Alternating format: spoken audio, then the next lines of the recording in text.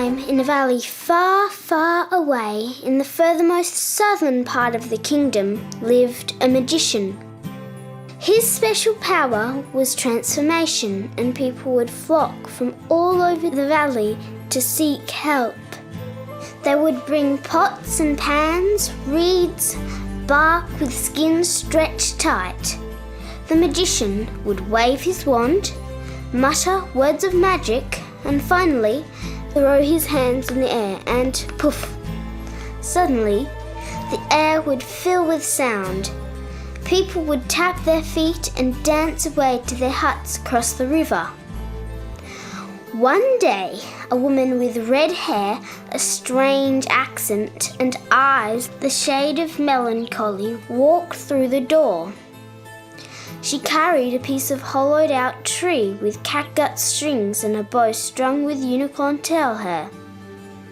As she dragged this across the strings, most unusual sounds filled the air. "Ah," the magician exclaimed, "what exquisite noise this instrument makes! What a treasure!" The woman merely smiled as birds spontaneously burst out in song and two white wolves walked out of the forest and curled up at her feet. And so a partnership was forged. Between them, they chanted, clapped their hands, stirred a cauldron bubbling with words, and out came music like no one had ever heard before. Mike and Miranda, for these were their names, kept weaving their magic. They knew of the connections that arose through the spoken word, but that these words had to be chosen carefully. They had heard about a secret scroll in which wonderful words were written, hidden in the mountainous forest to the south. They had been looking for a while, but to no avail. One day, Miranda wandered further than ever before into the dark and dank forest, when suddenly the ground gave way. She fell down as the roots of trees closed above her head. Closing her eyes, she screamed, before landing softly on a bed of moss. She opened one eye and suspiciously peered around. She was in a chamber of sorts, with walls of ferns. Dewy pearls and diamonds spilled out of large flowers, giving the chamber an eerie green hue. Unbeknown to her, she had fallen down into the secret kingdom of the elves, benign creatures who were often spoken about, but no one knew they truly existed. 6 elves looked down upon where she had fallen. They were Zeke, Jai, Eden, Arwen, Finn, and Renna. They presented her with the tiniest of keys. With this, she opened a secret little door and discovered a scroll in the darkest corner. On unwinding the scroll, she saw inscribed therein many curious stories.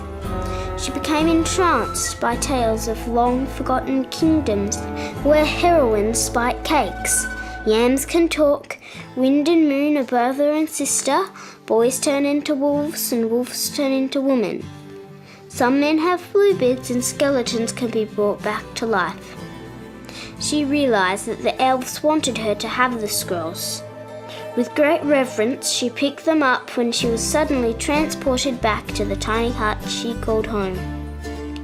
She started weaving the words of these strange stories into rhymes that flowed until even a child could understand them. Mike was very excited. So excited, in fact, that he threw on his special star-studded cloak and danced around his hut, his beard trembling with the spells cascading from his mouth and fingertips, until music started flowing from his soul like water coming out of fairy falls in the rainy season. People around rejoiced in their magic, gathered with friends and foe, and so a golden era began. But alas, dear people, as often is the case when they perceive a challenge to their dominion, the gods from the kingdom in the skies became angry and gathered in secret to put a stop to this. "We say no to connection," they thundered as winds came howling down the mountain. We say no to joy, dancing and gatherings. They screeched as foam-capped waves pounded the shores. We say no, they roared as lightning splintered the sky. Cuchulainn, the biggest and meanest of them all, pulled his middle finger thrice and sent a wave of tiny little spiky balls to the kingdoms of the earth, so tiny you could not see them with the naked eye.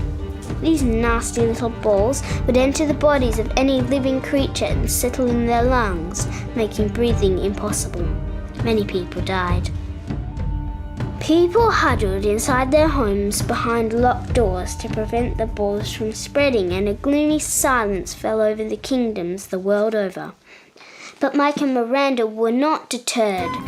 They knew that the kingdoms of the world needed hope, and that their magic offered exactly that. Through their telepathic powers, and with some help of the internet as well, they kept singing and playing. Zeke, Jai, Eden, Arlen, Finn and Renna were their allies, creating painting upon painting, depicting the stories that were being told. Help also came from Paul and Robert, the sorcerers of the East and West. They lent a hand with rhythm and special sounds, and thus they continued to spread joy and happiness, sending a message to the gods that indeed goodness and kindness will always prevail. And so came into being the magical disc called the Farmer and the Yam, which continues to spread joy and happiness around the world. And what of the magicians?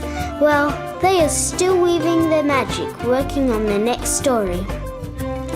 The elves are continuing their creations, as are the sorcerers Paul and Robert, and they all lived happily ever after. The end.